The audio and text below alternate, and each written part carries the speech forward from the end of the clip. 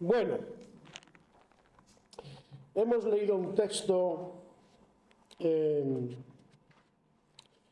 la segunda epístola a los Corintios, capítulo 10, muy interesante.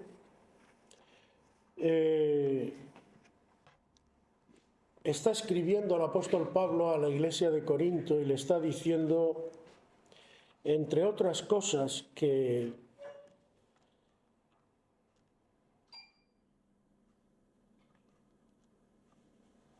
esa iglesia que se ve que estaba juzgando al apóstol Pablo como a veces un poco débil y que a veces decía cosas pero luego, en fin, le tenían por poca cosa al apóstol, ¿no?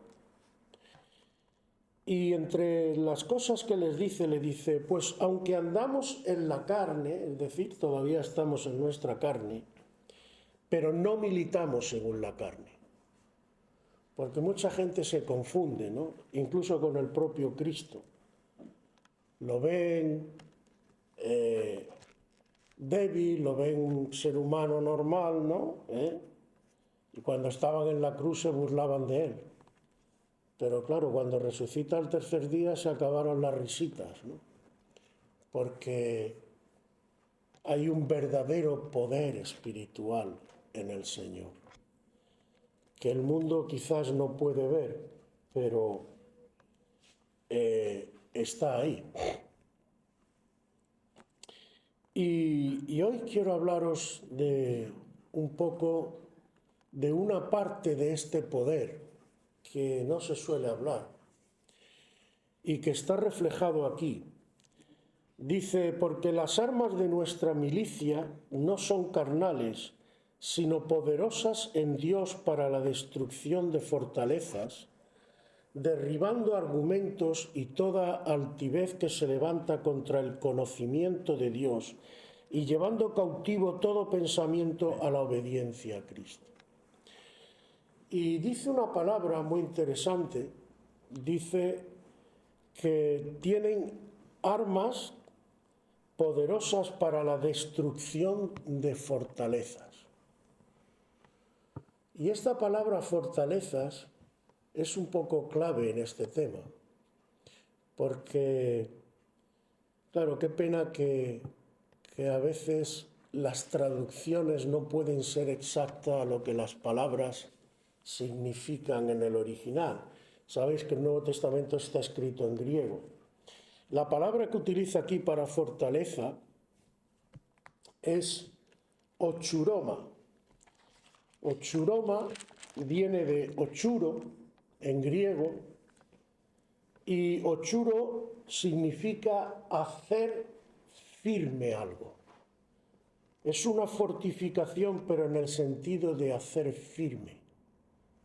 No necesariamente, o sea, digamos que está en sentido figurado y no necesariamente significa una fortaleza, un castillo.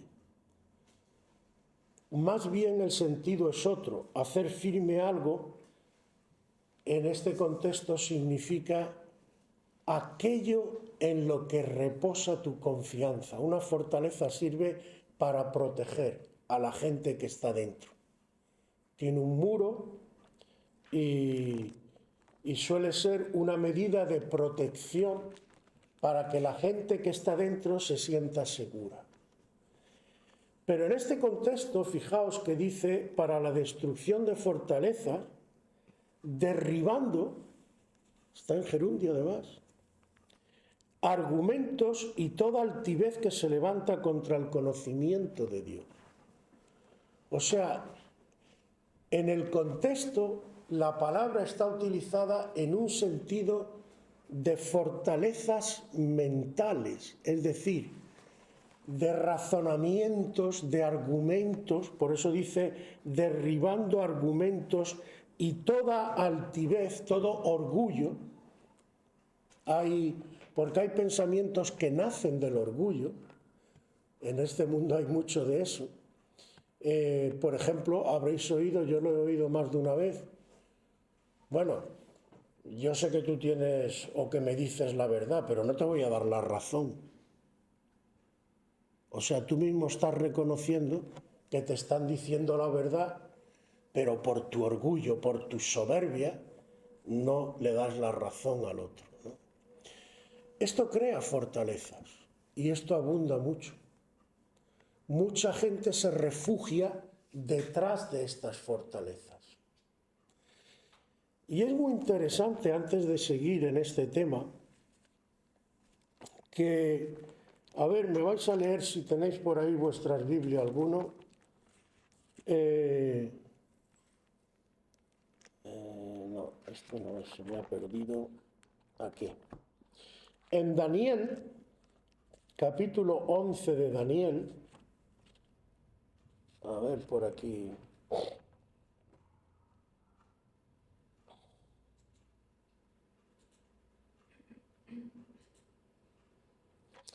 El versículo 38 del capítulo 11 de Daniel. A ver, ¿quién me lo encuentra? Y me lo lee, para que no sea yo siempre el que lea. Mas honrará en su lugar al Dios de las fortalezas, Dios que sus padres no conocieron. Lo honrará con oro y plata, con piedras preciosas y con cosas de gran precio. Vale, hasta ahí mismo. Este texto lo podéis leer, se está refiriendo al anticristo. Antes ha dicho del Dios de sus padres no hará caso, ni del amor de las mujeres, ni respetará Dios alguno. Pero qué cosa curiosa, dice que honrará en su lugar al Dios de las fortalezas. No voy a entrar mucho más ahí, pero me ha llamado mucho la atención porque en otros sitios, si juntamos todos los textos que hablan del anticristo, que dicen bastante del personaje, nos dice que saldrá del mar, es decir, de las muchedumbres del pueblo, que enganchará mucho a la gente, lo cual nos da a entender que tendrá mucha labia. Y si enlazamos lo que hemos leído en 2 Corintios con este texto, ¿qué nos da a entender un poco por dónde pueden ir los tiros de este personaje? Tiene las características de un político actual que convence y engancha a la gente, pero que luego, cuando se destapa, es otra cosa, ¿no? Pero crea fortalezas. El Dios de las fortalezas, en ese sí cree. O sea, da a entender, hay otro versículo, creo que está en Ezequiel, me parece, si no recuerdo mal, lo podéis buscar, que dice que... Ay, que me he ido un poco. El anticristo, bueno, Satanás, más que el anticristo, dice que cae en pecado por la multitud de sus contrataciones. Ese versículo es muy interesante, porque lo que parece que quiere dar a entender la palabra del Señor es que Satanás cae en pecado, se rebela contra Dios, porque en un principio sabéis que él era, de hecho es lo que significa Lucifer, ángel portador de la luz. Y el Señor le utilizó en muchas cosas. Y como diríamos en un lenguaje moderno, se lo creyó. Y se creyó que podía llegar a ser, ya no como Dios, sino quitar a Dios para colocarse Él, que es lo que Él quiere y es lo que busca. Y cuando se manifieste el anticristo, la palabra está llena de texto donde te dice que lo que busca es que la gente le adore. La bestia y la imagen de la bestia busca que se les adore. Siempre lo ha anhelado. Y lo que da a entender si cogemos, ¡hombre, gloria a Dios! Adelante, adelante. Me alegro además porque, mira, el otro día estaba hablando de ti con José. Seguimos. Lo que da a entender con esto de las multitud de sus contrataciones hasta que se halló en ti maldad, dice la palabra del Señor, es que Satanás fue utilizado por el Señor en un principio y tenía mucha valía. Pero llega un momento que se enorgullece, se cree algo y que no tenía que depender de Dios. Por cierto, ¿con qué tienta Satanás a Eva en el jardín del Edén? No sabe Dios que seréis como Él y no le necesitaréis. El orgullo. Claro, ¿qué ocurre? Que cuando tú llegas a ese punto, hay una solución. De hecho, el mundo sigue teniendo la misma solución. Te puedes arrepentir y decir, no, uy, esto me estoy equivocando. O te puedes mantener en tus treces por orgullo. Yo siempre he dicho, hermanos, es triste, pero los hechos a mí por lo menos me lo han demostrado. El mayor de los tiranos es el orgullo.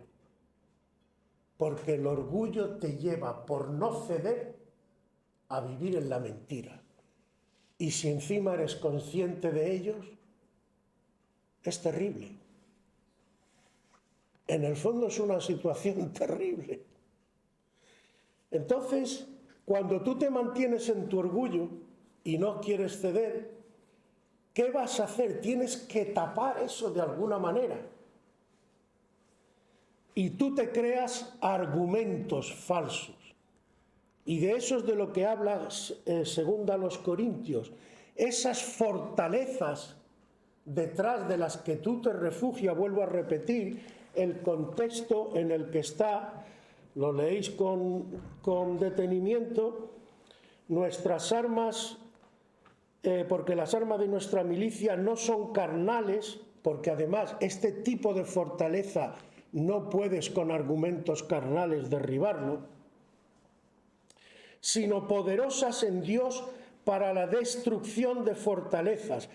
¿Qué son esas fortalezas? Ya os he dicho la palabra griega de la que viene, ochuroma, pero la raíz de esa palabra, ochuro, no significa un castillo, una fortificación como tal, digamos, aunque se utiliza en este contexto como fortificación en sentido figurado, porque la raíz ochuro es afirmar algo, hacerlo firme, algo que no es firme.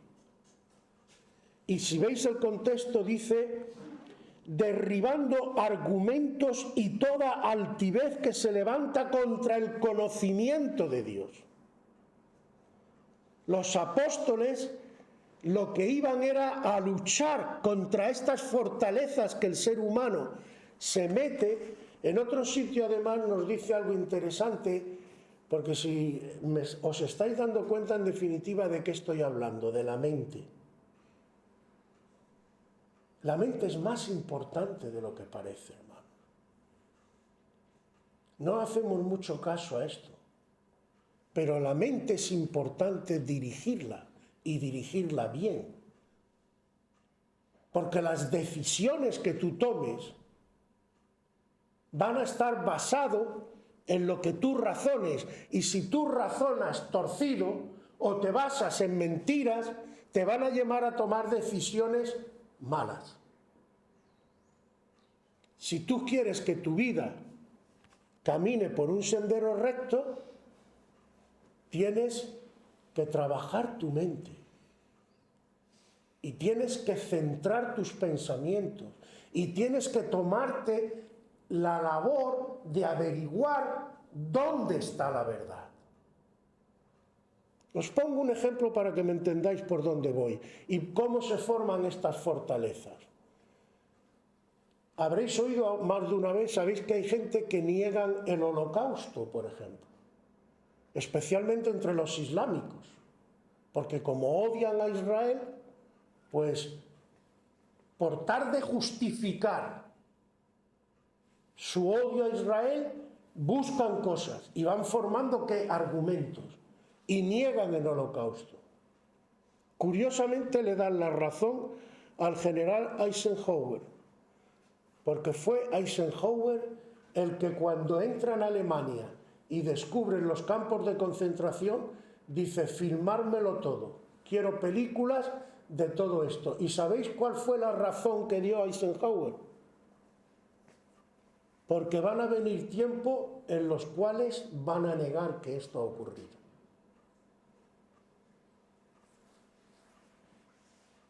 Fijaos si Eisenhower tenía lucidez al respecto. Van a venir tiempos en que van a decir que esto es una patraña, que es un cuento chino. Hay que dejar un testimonio de que esto es veraz, de que esto ha pasado, de que esta gente ha vivido este sufrimiento. ¿Cuánto hace? Relativamente no hace tanto que se vivió la Segunda Guerra Mundial y que se levantó un personaje como Hitler. Para mí Hitler es un prototipo del anticristo, muy claro.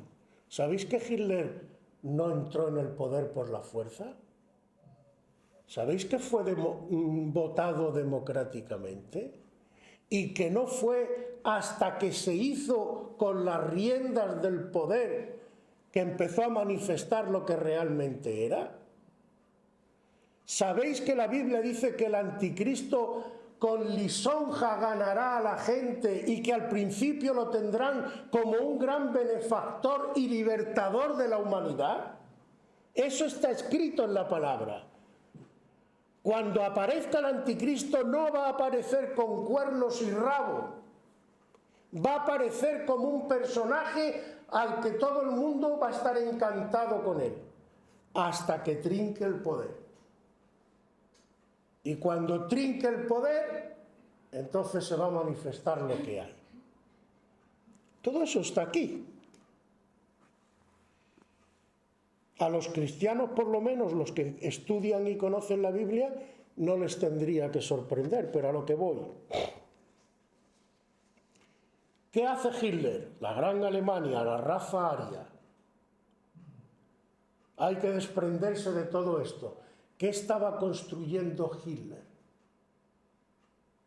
Mein Kampf se llama el libro que escribió, Mi lucha. Estaba construyendo una fortaleza. Estaba poniendo unos argumentos, estaba poniendo un razonamiento para que la gente se refugiara detrás de esa fortaleza. No, nosotros somos la gran raza aria. Nosotros somos los que realmente somos inteligentes, los que realmente fortalezas. Argumentos que se levantan contra Dios. No necesitamos a Dios. Nosotros nos valemos por nosotros mismos. Muy bien, tira. ¿Cómo termina además todo eso siempre? ¿Cómo quedó Alemania después de la Segunda Guerra Mundial? Que de esta parte no se habla. Un solar. Quedó hecho un solar. ¿Cómo quedó la gran Babilonia? El gran Nabucodonosor, el rey Sol, el rey que todo lo podía en su época. ¿Qué le profetiza al Señor? Serás morada de la araña y del escorpión y de las víboras. ¿Dónde está Babilonia? ¿Cómo encontraron Babilonia?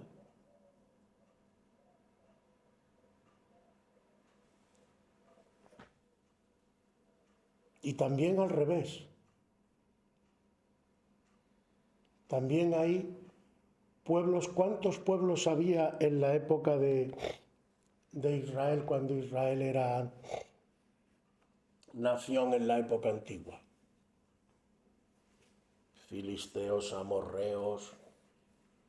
¿Dónde están esos pueblos? Una vez le preguntaron a un siervo de Dios Bueno, ¿cómo puedo saber que Dios existe? Y este siervo de Dios ni lo dudó. Le dijo, mira al pueblo judío. El pueblo judío, por ejemplo, esto lo conocemos todo, creo, ¿no? Fue echado a la fuerza en lo que se llama la diáspora. Diáspora viene de espora, de sembrar. De su tierra, por los romanos, destruyen el templo, los echan a todos, por ahí, a donde podáis, ya os apañaréis, no queremos saber nada de este pueblo. Otros pueblos, por menos, han sido desaparecidos y destruidos. Después de 2000 años, este pueblo se ha reunido otra vez en la tierra de Israel. ¿No es eso un milagro? 2000 años esparcidos por ahí. Y no me equivoco tampoco, no me confundáis, porque el pueblo de Israel tiene que volverse a Dios. No estoy hablando, pero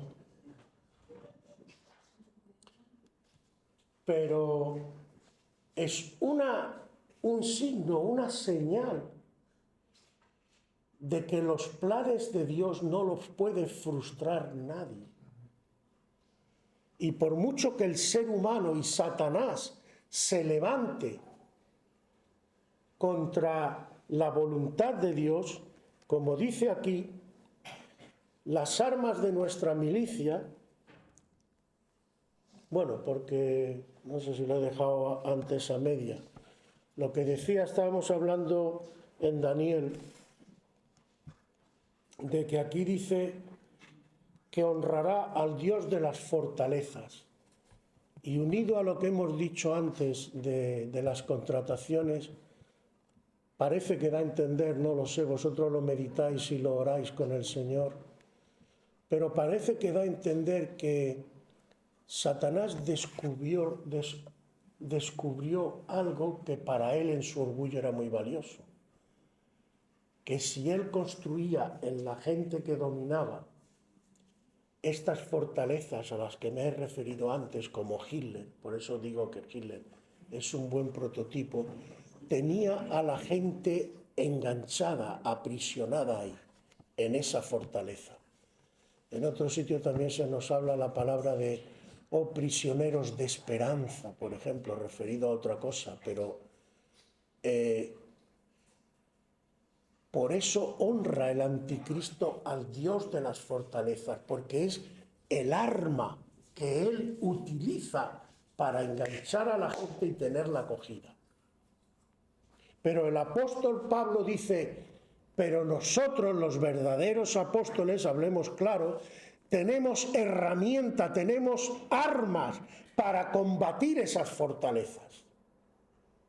Ahora, no son armas carnales, no es argumentación. Y yo te voy a dar dos, y con esto voy enfilando el final.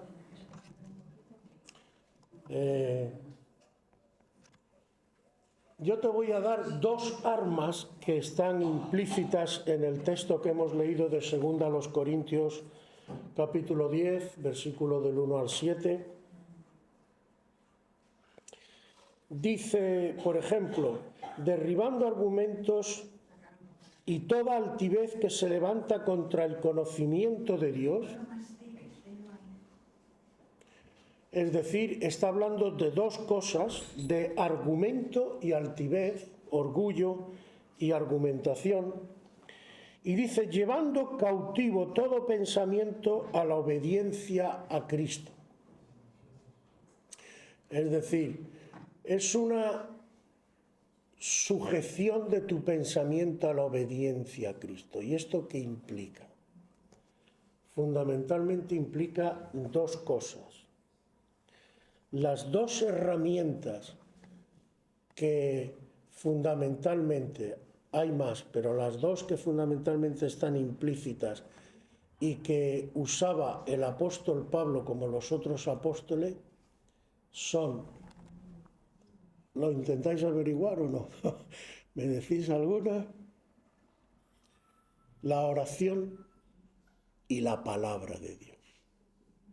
Pero la palabra tal como está.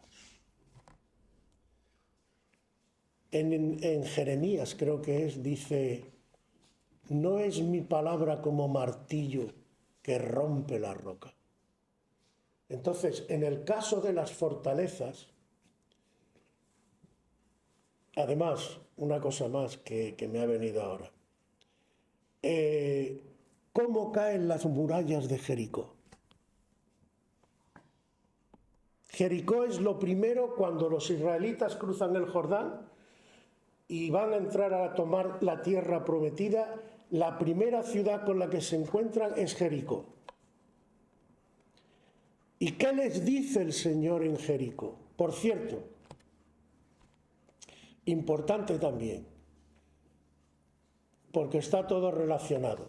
Nada más cruzar el Jordán, con el enemigo delante, el Señor le dice, todos estos varones no están circuncidados, hay que circuncidarlo. Jolín, vaya momentito que ha escogido el Señor para circuncidarlo, porque eso los deja inútiles por lo menos una semana. Y el enemigo delante. Pero era una generación que había visto la mano de Dios, conocía la mano de Dios por experiencia. Y la palabra conocimiento, ya lo he dicho muchas veces, implica el conocimiento en la Biblia no es solamente saber acerca de, sino saber y experimentar acerca de. Y no conoció José a María hasta que, ¿qué significa ese conoció? Está claro, ¿vale? Entonces, ¿por qué digo esto? Porque esa generación que había vivido en intimidad y había experimentado el trato del Señor en el desierto, dice, bueno, Señor, el momento es malo, pero si tú lo dices, yo lo hago. Llevar todo pensamiento cautivo a la obediencia a Cristo. ¿Ves cómo todo se relaciona? ¿Cómo cae la muralla de Jericó? Unas murallas las más grandes de su época, inmensas, eso no había manera de entrar allí dentro, era imposible. Y el Señor les dice así, pues mira, no vais a pegar ni un espadazo, vamos. Las murallas van a caer delante vuestra. Y le dice, tenéis que dar 7 días, la vuelta, y luego, ¿qué hubiera pasado si, por ejemplo, el último día, en lugar de 7 vueltas, dan 6? Dice, yo ya estoy cansado de dar vueltas aquí a la ciudad, por una no va a pasar nada. ¿Tú crees que habrían caído las murallas? Hay mucha gente que se equivoca con las cosas de Dios. Cuando la famosa película que todo el mundo ha visto, por ejemplo, de los 10 mandamientos, ¿os acordáis cuál es la última plaga? Antes de salir de Egipto. ¿Quién se acuerda? La de los primogénitos. Y todos pensamos, bueno, los primogénitos de los israelitas, intocables porque son israelitas. Y los primogénitos de los egipcios, todos van a caer porque son egipcios. ¿Era ese el criterio? ¿Verdad que no? ¿Cuál era el criterio? ¿Qué hubiera pasado si un israelita de pura cepa, como hoy se dice, de 4ª o 5ª generación, se olvida de poner la sangre en el dintel de la puerta? Que hubiera muerto. Porque la señal no es el pedigrí, Dios no admite el pedigrí. Dios lo que quiere es obediencia, fe, seguimiento. Y Dios obra. Aleluya. Entonces, ¿qué quiero decir con todo esto, hermanos? Los israelitas hacen lo que Dios les dice y las murallas caen. ¿A dónde nos lleva esto en todo lo que estamos hablando? Que para combatir estos argumentos, estas fortalezas, lo que necesitamos es la oración para que el brazo de Dios se mueva y su palabra tal como está, porque la palabra va a obrar y va a derribar esas murallas, va a derribar esos argumentos. ¿Que los van a construir, que Satanás lo va a utilizar? Sí, pero tú, por eso en otro sitio nos dice, y termino con esto, no me extiendo más, por eso en otro sitio nos dice, no os enredéis en discusiones vanas, ni en genealogías y tal. Dicho de otra manera, no combatas estas fortalezas y estas cosas de esa manera, a la manera del mundo, porque no vas a poder. Ellos se van a encerrar y si el ciego guía al ciego, ambos caerán en el hoyo. Tú no entres al trapo. Que ellos quieren razonar, encomiéndate al Señor y habla la palabra tal como está. Tú verás como si se quiere arrepentir, porque hay gente que en su orgullo a lo mejor no se quiere arrepentir, allá él. Pero la vida le va a dar. Y la vida le va a mostrar dónde está la verdad. Porque tú puedes pensar lo que tú quieras. Pero si la vida te está diciendo, no te das cuenta de que lo que piensas es mentira, que no te quieres arrepentir, como dirían hoy, es tu problema. Ahora, luego no me vengas a contar películas. Muchos cuando estén en la presencia del Señor, ay tal, no sé qué, y el Señor lo tiene muy fácil. Oye, mira tu vida, cómo has sido, qué has hecho, cómo te has intentado justificar, pero yo te he avisado, yo te he hablado. Tú no has querido hacer caso, es tu decisión. Conforme a tu decisión, así te juzgo. Porque el Señor es la verdad. En el Señor no hay mentira. Lo que pasa es que hay gente que prefiere vivir en la mentira, que prefiere vivir engañado, porque a lo mejor le resulta cómodo, a lo mejor le resulta, pero más de una vez he hablado en casa, retomando el tema de los nazis, ¿cuántos judíos en la Alemania nazi tenían hasta fábricas, eran dueños de fábricas, tenían negocios prósperos, eran ricos y vivían muy bien? Y de la noche a la mañana, por los nazis lo perdieron todo. Y el que pudo salió sin nada, con lo puesto y corriendo. Y el que no pudo y lo engancharon, ¿dónde terminó? En un campo de concentración. Y eran ricos. Todo lo que tú confíes en este mundo, las riquezas, el poder, la fama, todo es perecedero. Y en un momento determinado, si se lía, te quedas sin nada. Tú puedes tener en Suiza una cuenta muy grande. Si ahora se lía un fregado y en Europa dicen, yo requiso todos los depósitos, como pasó en Argentina con el corralito, y no dejo que nadie saque ni meta, ¿con qué te quedas? Lo único seguro, yo lo tengo claro, cada uno que tome su decisión, pero yo lo tengo clarísimo. Lo que yo le he enseñado a mis hijos siempre ha sido lo mismo. Yo no estaré algún día. Yo no soy rico, pero la mejor herencia que te puedo dejar es que vosotros estéis en Cristo. Porque a Él sí lo tendréis siempre. Y en cualquier situación, y en cualquier lugar, aunque te manden a Siberia, Jesús está allí.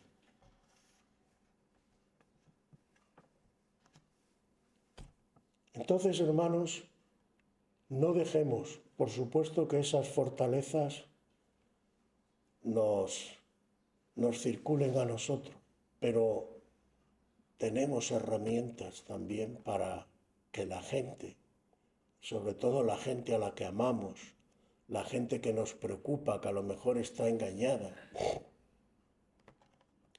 La naturaleza humana es así, pero por eso no podemos ir con palabritas. ¿Qué pasa con un drogadicto? O con uno que bebe. Para sanarse, ¿qué es lo primero que tiene que hacer?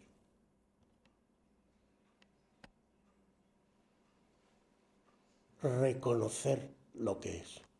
Porque el mayor problema con el que se tropiezan, por ejemplo, los que beben es: yo no soy borracho. Yo no soy drogadicto, yo es que de vez en cuando me fumo un porro aunque vaya zombie por la calle. Mientras tú no reconozcas qué le dice el Señor a los escribas y fariseos que se tenían por gente instruida, conocedora de la ley, les dice: los sanos no tienen necesidad de enfermos. Si tú no te reconoces como pecador, no tienes necesidad de que te salven. Ahora, ¿qué le dice en otro sitio? Vosotros, por cuanto ahora decís que vemos, vuestro pecado permanece. Dios no puede ser burlado, hermano. Dios es Dios. El mundo, el universo entero se puede caer, pero Dios seguirá siendo Dios. Es imposible. Con Dios no hay quien pueda. Como decimos en español, que todos nos entendemos, torres más altas han caído. La propia historia, que parece mentira, que la mayoría no conoce ni lo esencial. ¿Cuántos imperios han habido en el mundo? Babilonia, los medos, los persas, los griegos, los romanos, el imperio español, que decía que no se ponía el sol. ¿Dónde están esos imperios? Jesús sigue estando ahí. Sigue salvando vidas, sigue cambiando vidas. Y lo seguirá haciendo. Con Él no hay quien pueda. Así que, hermanos, agarrémonos bien a Jesús. Dejemos que el Espíritu Santo guíe nuestra vida y no nos enredemos en discusiones inútiles, sino con humildad, con sencillez, presentemos la verdad de Dios y oremos. El Señor hará. El Señor ama a las personas y el Señor lo que quiere es el bien de la gente. La lástima es que no todos están dispuestos a ponerse en sus manos, pero Él sigue todavía de momento hasta que se cierre la puerta con las manos abiertas. Lo malo será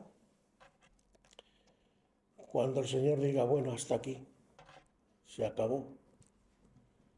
Pero mientras, hermanos, contemos con Él y Él nos guiará. Amén.